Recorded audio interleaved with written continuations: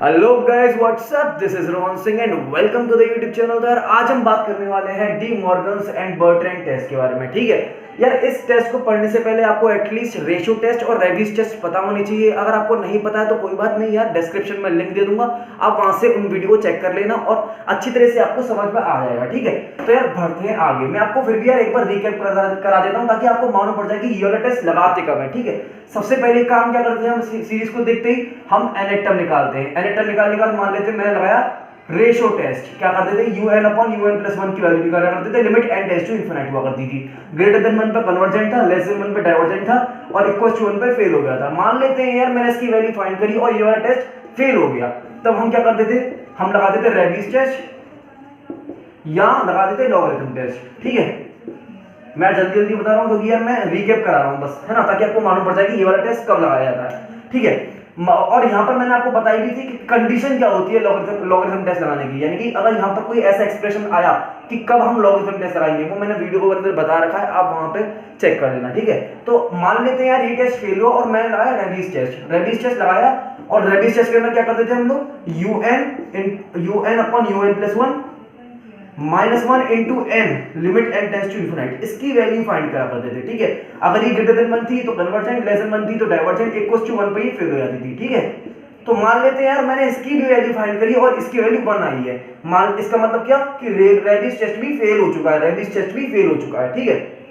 यानी कि ratio test लगाया, रेशियो टेस्ट फेल हो जाता है, अगर फिर रेबिस टेस्ट लगाया, रेबिस टेस्ट भी फेल हो गया, तब उसके बाद हम लगाते हैं De Morgan's and Bertrand test. याद रखना कि रेबिस टेस्ट के करस्पॉन्डिंग हम हमेशा डी मॉर्गन्स टेस्ट लगाते हैं और लॉगरिथम टेस्ट मान लेते हैं। अगर मैंने इसके बाद लॉगरिथम टेस्ट लगाया होता तब क्या करते, जैसे कि हम जानते हैं कि हम क्या करते थे, n times of log un upon un+1 logarithm test होता है, इसकी वैल्यू फाइंड करा करते थे और इसकी वैल्यू ग्रेटर देन 1 होती थी तो कन्वर्जेंट, लेस देन 1 पे डाइवर्जेंट और इक्वल टू 1 पे ये फेल हो जाया करता था। ठीक है, मान लेते ये भी अगर फेल हो जाता था तो हम क्या करते, स्पेशल लॉगरिथम टेस्ट लगाते, वो हम अगले वीडियो के अंदर चेक कर लेंगे, अगली वीडियो में खत्म कर देंगे इसको। ठीक है, तो फिलहाल हम क्या कर रहे हैं, रेबिस टेस्ट लगाया, सॉरी रेशियो टेस्ट लगाया, रेशियो टेस्ट फेल हो गया यानी कि इसकी वैल्यू 1 आ चुकी है। अब इसके बाद मैंने रेबिस टेस्ट लगाया, रेबिस टेस्ट भी फेल हो चुका है, इसकी वैल्यू 1 आ चुकी है। जब हमारा रेबिस टेस्ट फेल हो जाएगा तो हम डी मॉर्गन्स बर्ट्रैंड टेस्ट लगाएंगे। ठीक है, तो डी मॉर्गन्स टेस्ट होता क्या है असल में, देखो डी मॉर्गन्स टेस्ट में बस आपको एक एक्सप्रेशन की वैल्यू निकालनी होती है। वो एक्सप्रेशन कैसा दिखाई देता है वो दिखाता हूँ।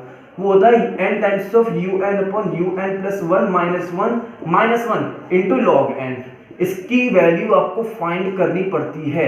ठीक है, और इसकी वैल्यू अगर ग्रेटर देन 1 आई तो कन्वर्जेंट, लेस देन 1 आई तो डाइवर्जेंट, इक्वल टू 1 पे ये फेल हो जाता है, जो कि यार कभी ये वाला टेस्ट फेल आपको दिखाई नहीं देगा, ऐसी आपको जरूरत पड़ेगी नहीं, ऐसी मतलब ऐसा क्वेश्चन आपके सामने आएगा ही नहीं है कि ये टेस्ट फेल हो जाए। ठीक है, हमेशा ये काम करता है। ठीक है, ये हमेशा काम करेगा। ठीक है, ये समझ में आ गया आपको। तो यार आप कहोगे कि काफी बड़ा एक्सप्रेशन है यार, इसको याद कैसे रखेंगे, कुछ नहीं है यार, इसकी वैल्यू तो आप पहले से ही फाइंड करके आए हुए हो ना, किसमें, रेबिस टेस्ट के अंदर आप इसकी वैल्यू फाइंड करके आए हुए हो, इसका एक्सप्रेशन फाइंड करके आए हुए हो किसके अंदर, रेबिस टेस्ट के अंदर, तो वो डायरेक्ट इसके अंदर पुट कर देना और इस एक्सप्रेशन की वैल्यू निकाल देना और इस कंडीशन के हिसाब से आपको मालूम पड़ जाएगा कि हमारी सीरीज कन्वर्जेंट है कि डाइवर्जेंट। कर लेते हैं क्वेश्चन ताकि यार ये चीज क्लियर हो जाए। ठीक है, देखो ये क्वेश्चन है आपके सामने, इस सीरीज का सबसे पहले क्या निकालेंगे, n टर्म निकालने की कोशिश करेंगे। देखो un से मैं इसे रेफर कर दे रहा हूं, अब इसकी हम n टर्म निकालते हैं। देखो न्यूमरेटर को देखो सबसे पहले, ये 1 इंटू 3, ये 1 इंटू 3 इंटू 5। ठीक है यार, ये n की वैल्यू कहां से कहां तक बिलोंग करनी चाहिए, 1 से लेके इंफिनिटी तक लाई करनी चाहिए। ठीक है, यानी कि मुझे अपनी जो n टर्म है कुछ इस तरीके से बनानी है कि n की वैल्यू अगर 1 से लेके इंफिनिटी में इसके अंदर पुट करूंगा तो मुझे सारी की सारी सीरीज मिल जाएगी। ठीक है, n की वैल्यू जब 1 है तो देखो यहाँ पे बना रहा है, यहाँ पे बना रहा है, तो 1 दो बार आ रहा है, क्यों ना मैं इसको नेगलेक्ट कर दूं। ठीक है, तो मेरी सीरीज मतलब n टर्म आसानी से बन जाएगी। देखो 1 इंटू 3, ये मल्टीप्लीकेशन में बननी है, इसीलिए मैं n टर्म के लिखूंगा 1 इंटू 3 इंटू 5 इंटू, ये क्या है, एक ऑड टर्म है। ठीक है, ऑड टर्म है जो कि 1 से स्टार्ट हो रही है। ठीक है, 1 से स्टार्ट हो रही है यानी कि 2n-1 लिखूंगा अपॉन डिनोमिनेटर के अंदर देखोगे आप तो 2 इंटू 4, 2 इंटू 4 इंटू 6, इस तरीके से आगे बढ़ रही है सीरीज। तो 2 into 4 into 6 dot dot dot dot 2n के बराबर ये हमारी n टर्म हो जाएगी, पावर तो p है ये। ठीक है, ये n टर्म हो गई।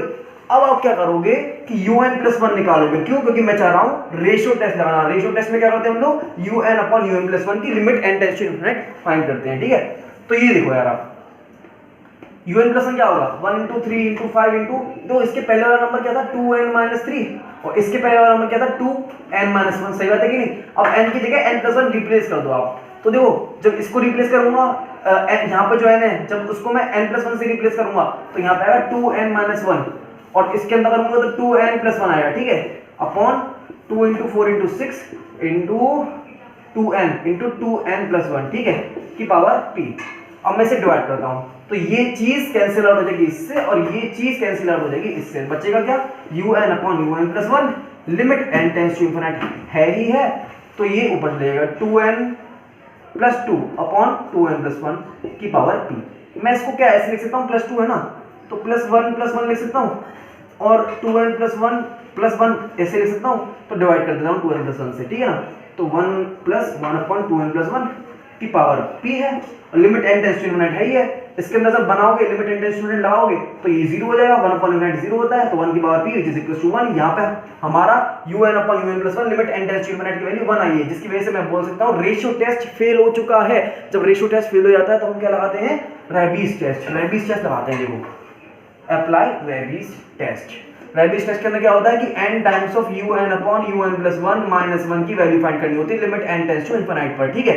यहाँ पर un/un+1 की वैल्यू हम ये फाइंड कर चुके हैं, है ना, तो मैं एज इट इज इसको यहाँ पे लिख देता हूँ। इसको हमने कैसे लिख दिया था, ऐसे लिख दिया था ना, तो लिख दो ऐसे 1+1/2n+1 की पावर p -1, इसको मैंने ऐसे लिख दिया, एज सिंपल एज दैट।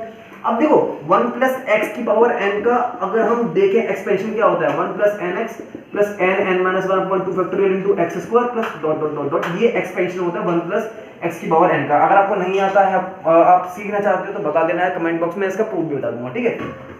तो इसके अंदर वही x की जगह क्या करो, 1/2n+1 पुट कर दो और इसका एक्सपेंड करो, ठीक है, इसको एक्सपेंड करो, क्या आएगा 1 + p × 2n+1, p × x क्या है 1/2n+1 के बराबर है, plus p × p-1/2 factorial * x का होल स्क्वायर 1/2n+1 का whole square plus dot dot dot dot -1 यहाँ पे है ये, ठीक है। ये -1 से ये 1 कैंसिल आउट हो चुका है, n × p/2n+1 plus n p-1/2 × 1/2n+1 का whole square plus dot dot dot dot, ठीक है। तो ये हमारे पास इसके बराबर आ चुका है, और limit n tends to infinite जब मैं इसके अंदर पुट करूंगा तो ये काम करता हूं यार कि n की हाईएस्ट पावर यहां से कॉमन लूंगा तो n ये बाहर आ जाएगा और 1/n यहां पे आ जाएगा, ठीक है, ये कैंसिल आउट हो जाएगा। n की वैल्यू इनफिनिट रखूंगा तो ये 0 हो जाएगा, और देखो यहां पे डिनोमिनेटर के अंदर n की पावर ज्यादा है, इसका मतलब इसके आगे जितनी भी टर्म्स आएंगी उसके अंदर डिनोमिनेटर के अंदर n की पावर ज्यादा होगी, तो वो सब 0 हो जाएगा जब मैं लिमिट पुट करूंगा तब, ठीक है। तो p/2 इसका आंसर आ जाएगा, p/2 इसका आंसर आ गया। और हम ये जानते हैं कि यार n टाइम्स ऑफ un/un+1 -1 की वैल्यू क्या है, p/2 के बराबर है, ठीक है। और जब हम जानते हैं कि अगर ग्रेटर देन 1 होता वो कन्वर्जेंट होता है, हमने पहले पढ़ा है कि अगर n टाइम्स ऑफ un/un+1 -1 की limit n tends to infinite की वैल्यू अगर ग्रेटर देन 1 है तो हमारा जो सीरीज होती है वो कन्वर्जेंट होती है। अगर ये चीज p/2 की वैल्यू लेस देन 1 होती तो डाइवर्जेंट होता, ठीक है। और p/2 की वैल्यू इक्वल्स टू 1 के बराबर होती है, यानी कि p की वैल्यू जब 2 के बराबर है तो टेस्ट फेल है। जब टेस्ट फेल होगा जब मैं चाहता हूं कि भाई ये हमारी सीरीज कन्वर्जेंट होगी कि डाइवर्जेंट होगी, ये फाइंड करना चाहता हूं, तो क्या करूंगा मैं, रेबीज टेस्ट लगाना। रेबीज टेस्ट के करस्पॉन्डिंग कौन सा टेस्ट होता है, डी मॉर्गन्स टेस्ट। तो डी मॉर्गन्स टेस्ट लगाते हैं, इसके अंदर क्या करते होते हैं, n times of un/un+1 -1 * log n limit n tends to infinity की वैल्यू फाइंड कर रहे होते हैं, ठीक है। अब इसकी वैल्यू तो यहां से निकाल ली थी हमने, इसकी वैल्यू किसके बराबर है, इसके बराबर, ठीक है। पुट कर दो बस इसके अंदर, देखो 2n लिख दे रहा हूं फिलहाल के लिए, है ना, 2n + 1 np/2n+1 plus n * p-1/2 * 2n+1 का whole square plus dot dot dot dot dot, ये जो है इसकी वैल्यू है, और -1 तो बाहर है ही है, इनटू log n बाहर है ही है, ठीक है। अब मैं इसे बता देता हूं, मुझे घंटा फर्क नहीं पड़ता, ठीक है। तो यहां से आप देखो जरा, इसे p की वैल्यू क्या है, 2 है, क्योंकि हम जानते हैं कि रेबीज टेस्ट फेल कब हुआ था, जब p की वैल्यू 2 थी, तो p की वैल्यू 2 इसके अंदर पुट कर दो, log n लिमिट तो यार तुम साथ के साथ लेके चले आना, ठीक है। और 2p/2 * 2n आएगा यहाँ पे ना, 2n + 2n+1 plus 2 * 2 - 1 which is 2n/2 2n+1 का whole square plus dot dot dot dot -1 है ये, -1 को इसके साथ ले लेता हूँ यार, सॉल्व कर लेता हूँ इसको और इसको सॉल्व करता हूँ, ठीक है। तो 2n + 2n/2n+1 -1 है ना, तो एलसीएम ले लूंगा तो 2n + 2n - 1 ये आ जाएगा, plus 2n upon 2 times of, ये कैंसिल आउट हो गया 2n प्लस 1 का whole square plus dot dot dot dot, ठीक है, ये कैंसिल आउट हो गया माइनस का 1 upon 2n plus 1 plus n upon 2n plus 1 का whole square plus dot dot dot, बाहर log n है ये, ठीक है। अब क्या करता हूं मैं, log n से मल्टीप्लिकेशन कर देता हूं यार, माइनस का log n upon 2n plus 1 plus n into log n upon 2n plus 1 का whole square plus dot dot dot dot, ठीक है। अब मैं आगे वाले टर्म्स क्यों नहीं लिख रहा, क्योंकि ये जानते हैं कि आगे वाले टर्म्स के अंदर डिनोमिनेटर के अंदर n की पावर ज्यादा होगी, जिसकी वजह से अगर मैं लिमिट पुट करूंगा तो उन सब की वैल्यू 0 हो जाने वाली है, इसलिए मैं लिख ही नहीं रहा उनको, ठीक है। तो जब मैं इसके अंदर से n कॉमन लूंगा तो माइनस का log n अपॉन n बचेगा into 1 upon 2 plus 1 by n आ जाएगा यहाँ पे, ठीक है। प्लस यहाँ से n कॉमन लूंगा तो बाहर n स्क्वायर आएगा, एक n से एक n कट जाएगा तो log n अपॉन n बचेगा बाहर, है ना, into 1 upon 2 plus 1 by n का whole square plus dot dot dot dot. और हम जानते हैं limit n tends to infinite है, log n अपॉन n की वैल्यू क्या होती है, ये 0 के बराबर आता है, ठीक है।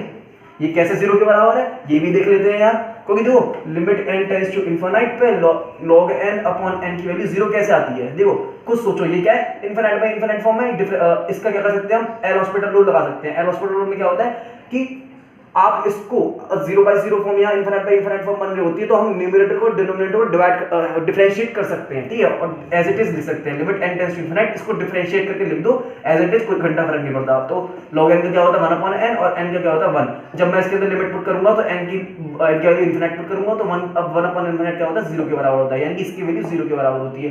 देखो इसकी वैल्यू 0 है तो log n upon n 0, log n upon n 0, इसकी वैल्यू 1 है, इसके लिए 2 है ना। तो ये पूरी टर्म इस वक्त 0 हो चुकी है, 0 which is less than 1 divergent, ठीक है, ये मैं आपको बता ही चुका हूं। तो यार आसान सा क्वेश्चन था, बस थोड़ा लेंथी वाले क्वेश्चन होते हैं यार, इनके ज़्यादा कठिन क्वेश्चन नहीं होते, बहुत आसान होते हैं। तो यार अच्छी लगी हो तो वीडियो लाइक करो, शेयर करो, सब्सक्राइब करो चैनल को। Thank you guys.